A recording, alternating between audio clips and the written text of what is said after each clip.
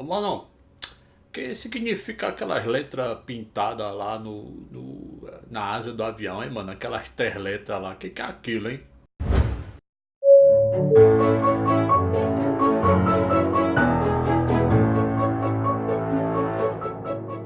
Saudações aeronáuticas, tudo bem com vocês?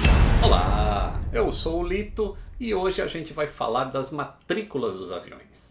Se você gostar do assunto que a gente vai falar, não esqueça de deixar o seu like, é muito importante. O mano aí tá perguntando, né, dessas letras aí, ó, que acabam funcionando na verdade como o nome do avião durante toda a vida dele na empresa. Isso se chama matrícula e ele funciona como a placa do seu carro. É o registro do avião em relação ao país que o avião pertence ou opera ou foi registrado.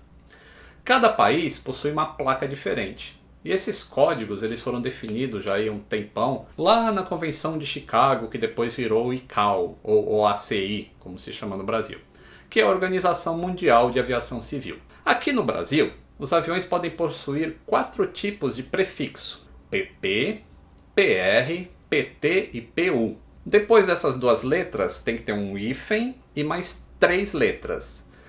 Não me perguntem por que começa com P ao invés de BR, por exemplo. Não sei. E nenhum outro país usa BR, então não sei por quê. Os prefixos PP eram usados largamente na aviação comercial, enquanto os PTs eram mais usados na aviação privada.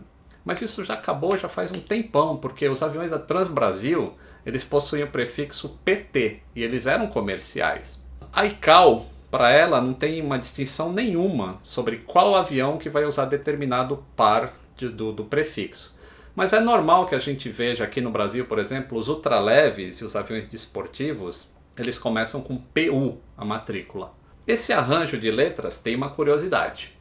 O órgão fiscalizador, né, que seria o Detran dos aviões, ele deve evitar que essa matrícula tenha significado pejorativo. Por exemplo, jamais vai existir no Brasil um avião com prefixo PT PQP, ou PU Tango Alfa Sierra, ou Papa Papa Kilo Alfa Sierra. Já entenderam, né, o motivo. E além disso tem outras regras também. Por exemplo, o arranjo de 3 letras não pode iniciar com Q. Então não pode ter um avião PT Quebec Sierra Lima, por exemplo. Eu não sei o motivo exato, mas isso eu imagino que é por causa do alfabeto do Q, que é usado aí por policiais, caminhoneiros que usam PX, QSL, todo mundo sabe o que é, né? Então acredito que por esse motivo não pode usar o Q como primeira letra das 3 que vem depois do prefixo. Tem uma outra regra da ANAC que a segunda letra não pode ser W. Isso eu não tenho ideia do porquê. Se alguém souber por que não pode usar o W na segunda letra, tipo Papatango, Kilo, Whisky, Kilo. Por que não pode ter whisky no segundo bloco de 3 letras? Se você souber, deixa aí nos comentários que eu vou ler.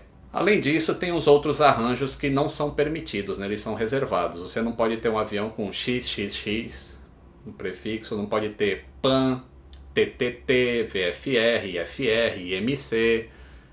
Por razões óbvias, essas siglas já existem. VFR é voo sob regras visuais, então você não pode ter um avião com prefixo VFR, faz todo sentido.